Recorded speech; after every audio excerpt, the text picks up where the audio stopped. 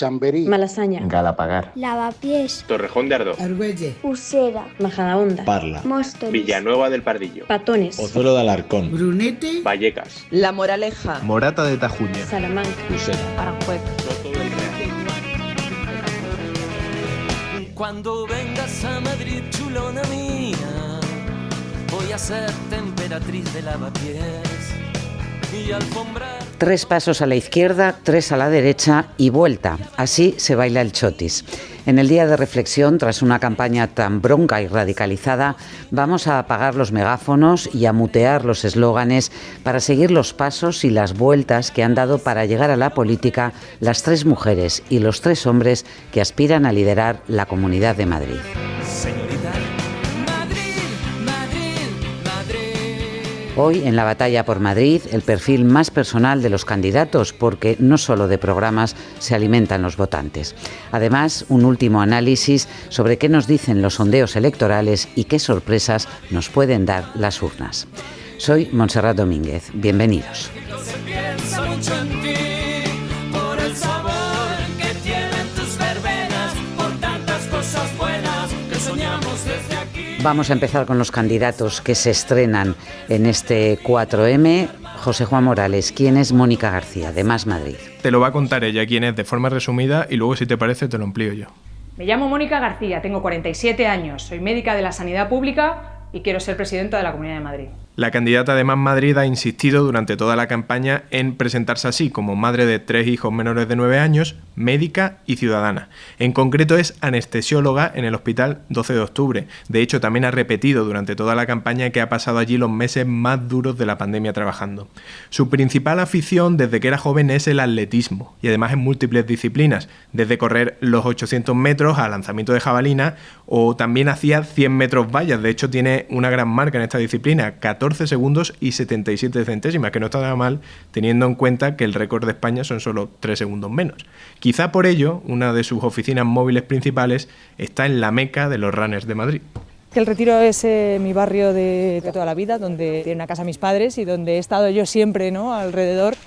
La gran mayoría de los días cierro un huequito para estar con los chavales. Entonces, a veces, pues sí que es verdad que preparo aquí cosas en el Retiro, la oficina del parque, que la llamamos. Además, le gusta viajar en autocaravana con su familia y entre sus gustos musicales están Extremoduro, Niños Mutantes y Racalmuto. En cuanto a su declaración de bienes, tiene un piso y una casa rústica en Madrid, ambas en nuda propiedad, 112.000 euros repartidos en 3 cuentas corrientes y el sueldo que declaró en 2019, que es el último año disponible, fue de 55.350 euros. José, ¿cómo empezó en política esta médica? Pues al ser médica empezó su activismo político ligado a la sanidad. Fue uno de los rostros de la Marea Blanca, aquella que luchó por la defensa de la sanidad pública durante el gobierno de Ignacio González, cuando era consejero de Sanidad Javier Fernández Lasqueta. En 2015 se unió a Podemos y luego se unió a su vez a Íñigo Errejón en el partido de Más Madrid. Además fue al colegio Yale, que estaba en El Viso, y luego de adolescente al Instituto Público Beatriz Galindo, que está muy cerca de la Plaza de Colón. Sus padres, como ella, son también médicos. En este caso los dos eran psiquiatras. Además, su padre, Sergio García, fue diputado en la primera legislatura de la Asamblea de Madrid por el Partido Comunista. Nadie porque yo amo con la amo con tanta fuerza. Este fragmento de García cantando está extraído de los vídeos 24 horas con los candidatos que hemos podido ver de los compañeros de vídeo del País. Vamos con el candidato de Ciudadanos, Edmundo Val. Patricia Pero, ¿quién es? Edmundo Val aterrizó como un paracaidista en las elecciones madrileñas tras la convocatoria sorpresa de Isabel Díaz Ayuso. Inés Arrimadas le confió la dura tarea de llevar adelante una campaña con todo en contra, después de la crisis por el fracaso de la moción de censura murciana. Y él aceptó el reto. Al candidato de Ciudadanos lo hemos visto en su moto, una Harley. Así llegó, por ejemplo, al debate de Telemadrid.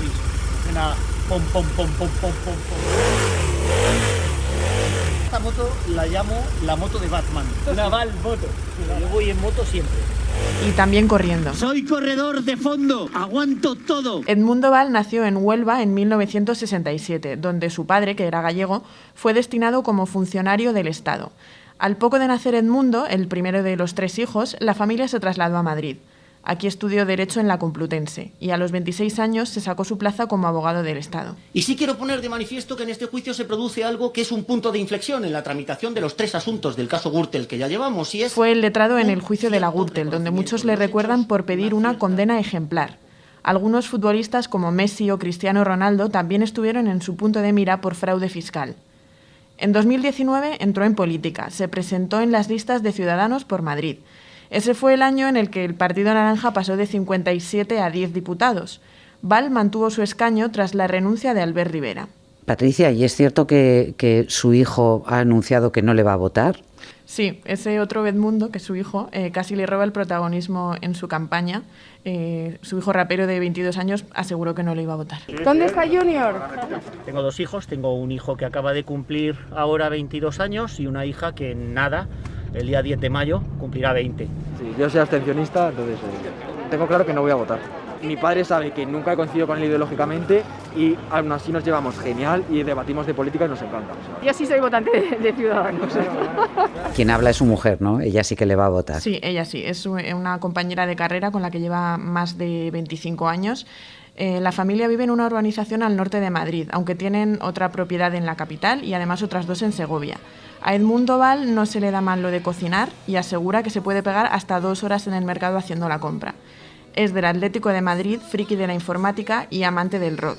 No solo lo escucha, sino que también lo ejerce porque toca la batería y, por cierto, tiene una lista en Spotify que se llama Rock and Val, con 700 canciones.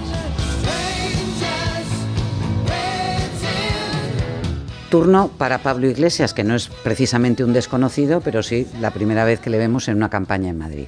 Pablo Iglesias dejó la vicepresidencia del Gobierno y el Ministerio de Derechos Sociales para ser el candidato de Unidas Podemos a la Comunidad de Madrid. Con su presencia en la campaña, lo que buscaba era garantizar que Unidas Podemos, que obtuvo 7 escaños en las pasadas elecciones, no quede por debajo del 5%, lo que les dejaría sin representación. No se puede entender su vida sin su implicación política y la de su familia. Su madre fue abogada en comisiones obreras, su padre, inspector de trabajo y profesor, y sus abuelos fueron militantes del PSOE. Tiene un doctorado en Ciencias Políticas por la Complutense, universidad en la que también dio clases y en la que nació Podemos en 2014. Por cierto, es el único de los 5 fundadores de Podemos que a día de hoy permanece en el partido. Tiene 42 años y su pareja es Irene Montero, que ahora mismo es ministra de Igualdad, con la que tiene 3 hijos pequeños. Ha pasado de vivir en Vallecas a un chalet en Galapagar y su patrimonio asciende a $500.000 de euros, pero de esa cantidad casi la mitad, 230.000 euros, corresponden a la deuda que tiene por la hipoteca del chalet. ¿Tiene posibilidades? Muy buena. Aquí escuchamos a Pablo Iglesias jugando al baloncesto. Él además se declara seguidor del Numancia por haber residido en Soria desde los 2 hasta los 13 años. Pablo Iglesias es muy cinéfilo. Una de sus películas favoritas es Las invasiones bárbaras de Denis Arcand y sobre todo lo hemos escuchado muchas veces hablar de series. Se declara fan de The Wire, Peaky Blinders y Juego de Tronos. Me pregunta, ¿le ha dado tiempo a ver el segundo capítulo de Juego de Tronos? Sí, lo vi anoche y es inevitable pues señalar algún paralelismo. Está todo el mundo velando armas, veremos si triunfan los caminantes blancos o si ganamos los buenos. El grupo Caderas Crew le ha dedicado un videoclip muy rapero. Pablo ready para combatir, vamos con todo a ganar Madrid, yeah. El pueblo dice la verdad y no las falsedades, empezó de abajo y eso todo el mundo... Vamos con la candidata de Vox, con Rocío Monasterio. A Rocío Monasterio le encanta ir a comer al Kentucky Fried Chicken, y no es para menos, porque su padre fue el responsable de traer esta franquicia americana a España. Aunque ella es madrileña, también posee el pasaporte cubano, de donde procede su familia. Monasterio tiene 47 años, es arquitecta de formación y tuvo una empresa de arquitectura e interiorismo. Con esta empresa ha tenido algunos problemas por irregularidades con su firma antes de obtener el título. Yo estuve 20 años en el mundo de la construcción en una caseta de obra, porque hacía de jefa de obra. Y abría 20 obras a la mañana, y me hacía un turno, iba abriendo las obras de caseta en caseta. Por eso me conozco. Vive en el barrio de Chamartín, junto a su pareja y compañero de partido, Iván Espinosa de los Monteros, portavoz de Vox en el Congreso. Con él tiene 4 hijos y una perra pastor alemán llamada Quinta. Declara unos ahorros de 114.000 euros y diversos porcentajes de propiedad de 4 viviendas en Madrid y Asturias. Es seguidora del Real Madrid, aunque su deporte favorito es el piragüismo. Bueno, le tengo mucho cariño porque ahí por el Sella, en Asturias, en los picos de Europa, pues se bajan los ríos y los ríos fuertes, ¿no? Y eso a mí me encantaba y lo hacía cuando era pequeña y ahora no me da tiempo a hacerlo, pero me sigue encantando. En sus redes sociales cuelga imágenes y vídeos familiares, como este tocando la guitarra a su hija.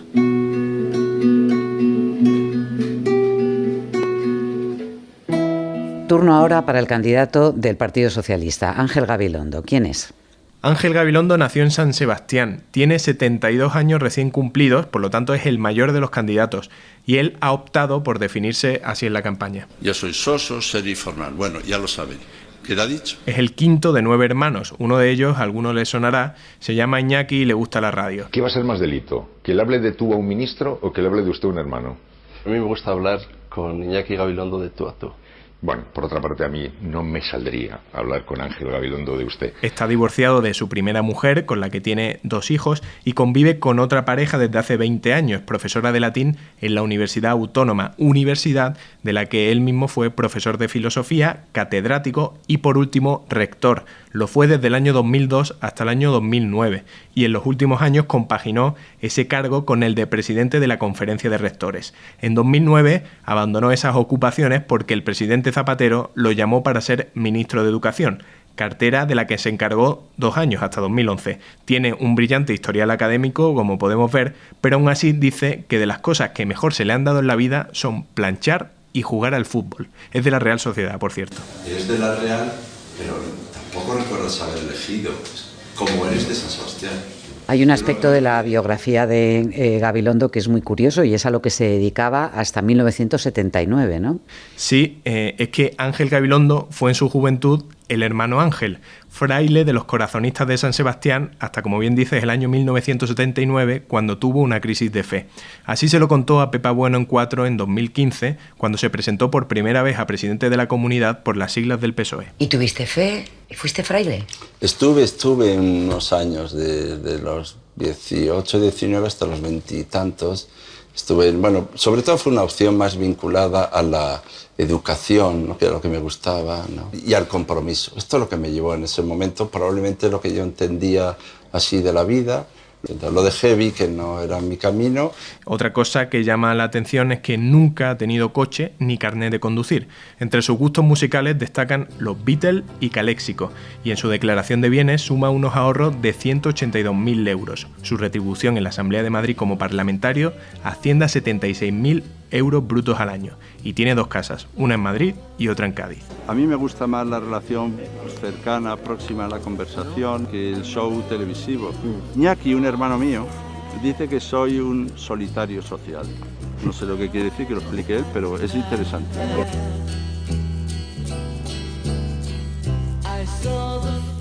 Y vamos por último con la candidata a la reelección, Isabel Díaz Ayuso, del Partido Popular. Isabel Díaz Ayuso nació en Madrid en 1978, el mismo día y año que Pablo Iglesias, por cierto. Su familia tenía una casa en Chamberí. Su padre, de un pueblo de Ávila, era comercial y su madre ama de casa. Tiene un hermano mayor, Tomás. Ayuso está divorciada y hasta hace unos meses compartía una casa de alquiler con su pareja, pero lo dejaron. Aunque cuando estuvo contagiada de COVID vivió en un apartamento de lujo del empresario Quique Sarasola. Licenciada en periodismo por la Universidad Complutense de Madrid, se afilió al PP en 2005 y en su currículum consta haber sido becaria de Radio Marca y de la Fundación FAES. Soy algo tímida, por ejemplo, yo era al principio en el debate, o ahora cuando bajaba las escaleras y eso estaba lleno de gente, de cámaras. Eso al final me cuesta un poco porque digamos que yo he sido siempre de segunda y tercera regional en mi vida, en las cosas, y de repente verte ahí poniendo la cara en todo el rato, con tanta exposición, pues al principio sí que te cuesta un poco, te da timidez. Pero luego se te Cuando olvida. Isabel Díaz Ayuso llegó a la presidencia en 2019, no era muy conocida por la ciudadanía, pero ella llevaba casi 15 años en política. Es diputada en la Asamblea de Madrid desde 2011. Se ha especializado en comunicación política y de ello ha dado cursos a dirigentes del PP. Hace 2 años, su estilo de comunicación ya dio mucho que hablar. Un atasco a las 3 de la mañana un sábado en Madrid me parece que es seña de identidad de Madrid y creo que cualquier persona que vive en Madrid sabe a lo que me refiero. En su muñeca luce la flor de la portada de un disco de Depeche Mode, uno de sus grupos favoritos, junto con Los Secretos. Es seguidora del Real Madrid, fan de la cocina japonesa y el esquí, y su ciudad favorita, entendemos que después de Madrid, es Nueva York. También se ha declarado aficionada a los toros. De hecho, la hemos visto en alguna ocasión posar con capotes. Es muy importante reconocer la grandeza del toreo y acercar la cultura taurina a la sociedad y en particular a los jóvenes. Cuenta que le gusta escribir las cosas que le pasan. Lo mejor de haber sido presidenta. ¿Tienes esta chuleta? Una lista de cosas. Cuando hay algo que me ha pasado que es muy bueno, me lo apunto. Y me lo apunto ahí porque así, el día que se acabe, diré, mereció la pena por todo esto.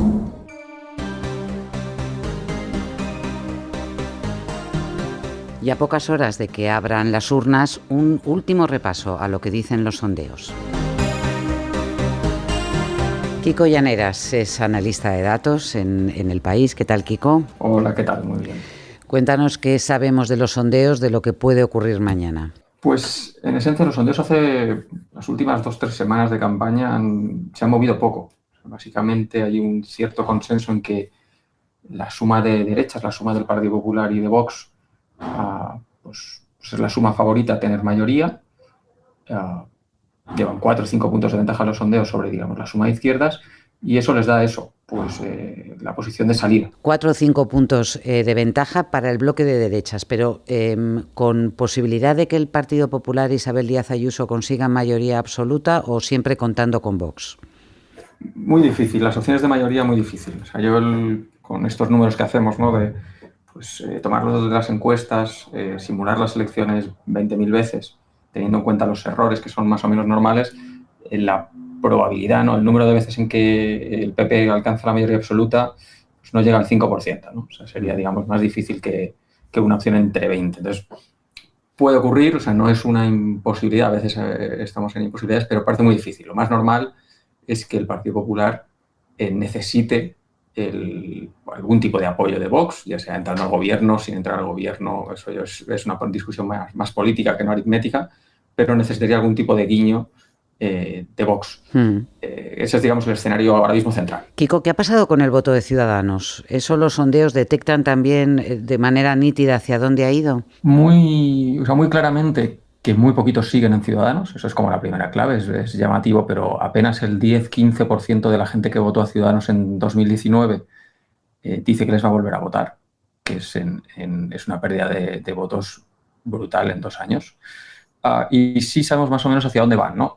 Hay una parte de votantes de Ciudadanos que se mantienen en la indecisión y, digamos, están un poco en el limbo. Es probable que una parte de esos votantes no vayan a ningún sitio y digamos, no voten.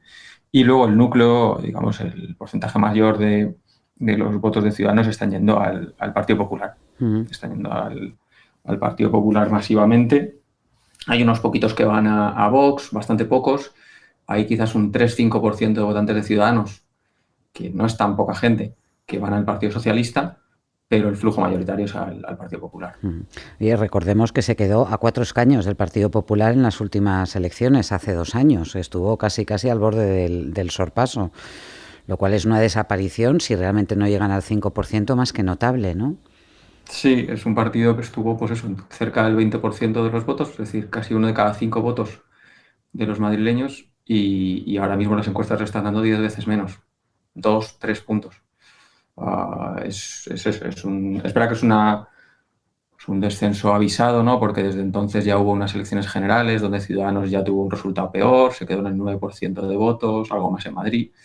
Después había unas elecciones catalanas, tradicionalmente el bastión del partido, donde también ha tenido un mal resultado. Entonces, pues más o menos la tendencia venía siendo clara y la sensación que hay es que Ciudadanos estará en torno al 3-4%.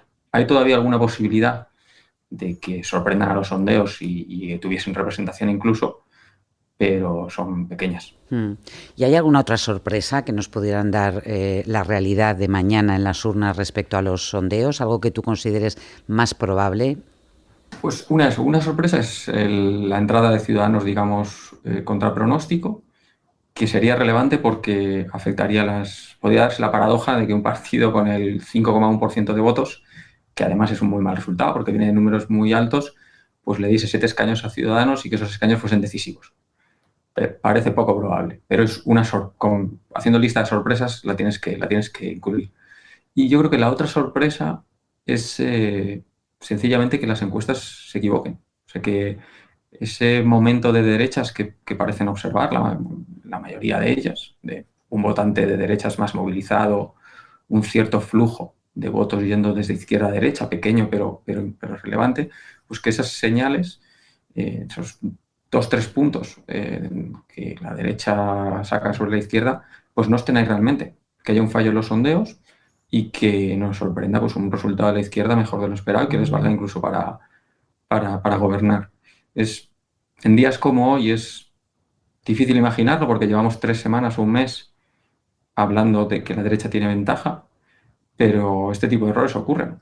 O sea, no hace falta irse tampoco muy lejos. Las elecciones andaluzas de 2018 es el error más reciente en España.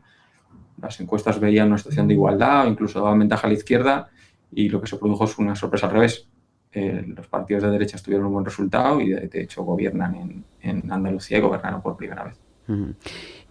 Dentro del bloque de izquierdas, los sondeos están detectando también una subida de Más Madrid. Eso respecto al PSOE y respecto a Unidas Podemos. Esto está siendo una constante también concretamente de la última semana, ¿no?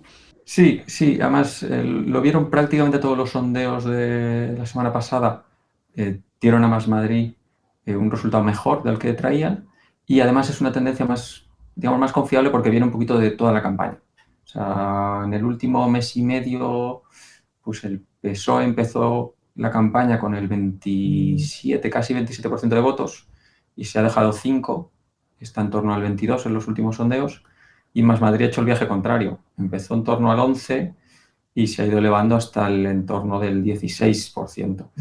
Es verdad que en esto yo creo que hay una clave que es la visibilidad. Al final Más Madrid tenía en su contra que es el único partido que no es un partido de ámbito estatal y por lo tanto hasta que no se convocaron estas elecciones pues no estaba tan presente, no está en la agenda todos los días como el resto de partidos, ¿no? Entonces es verdad que la campaña era una oportunidad para el partido, ¿no? Digamos es su momento, ¿no? Es una marca madrileña y pues parece que lo han podido explotar. Kiko, ¿de qué forma puede afectar el hecho de que el voto, de que la jornada electoral sea un martes laborable? Pues gran pregunta. Lo cierto es que es un factor de incertidumbre. O sea, en el fondo ha ocurrido pocas veces y siempre, como al final nos basamos en la historia para hacer las predicciones, pues cuando la historia no ayuda, pues te deja un poco a ciegas, ¿no? Entonces, en este caso yo creo que es factor de incertidumbre como primera clave. Sí es cierto que hay algunos datos que sugieren que puede beneficiar o que puede perjudicar más a la izquierda. No es una certeza, pero hay un dato relevante, que es la encuesta de Metroscopia que hicimos en el periódico la semana pasada. Preguntaba, ¿se va a votar un martes? ¿En qué medida le complica a usted eso, la posibilidad de ir a votar? ¿Cómo se lo hace más difícil? Y lo que encontramos ahí es que los votantes del PP y Vox eran los votantes que veían menos problemas en tener que votar un martes. Los de Más Madrid eran los que veían más dificultades, también los del PSOE y los de Unidas Podemos. Entonces, parece que puede ser un factor. No está claro si esa respuesta viene un poco pues, influenciada por ser consciente de que puede ser un problema o realmente que es un problema para esa gente, pero en principio las pocas señales que tenemos, de nuevo, vuelven a darle ventaja a la derecha en estas elecciones. Sí, bueno, en cualquier caso, votar en un día laborable siempre es complicado porque están los niños, el trabajo y recordemos también que seguimos en pandemia, así que ya veremos también cómo influye en el voto el hecho de, pues de que haya que mantener distancias de seguridad y organizarse y además evitar que haya mucha gente. Muchas incertidumbres que mañana, Kiko, quedarán ya despejadas directamente. Eso es, como siempre, incertidumbre en las elecciones, pero bueno, lo terrorífico sería unas elecciones sin ninguna incertidumbre, eso sí que sería un drama. Muy bien, muchas gracias, Kiko Llaneras. Nada, muchas gracias a vosotros como siempre, un placer. José Juan Morales ha estado al frente de la realización de este podcast con la redacción y producción de Patricia Peiró y Miguel Cantón. Mañana, 4 de mayo, es la cita con las urnas y aquí estaremos cuando cierren para contarte los resultados. Hasta mañana.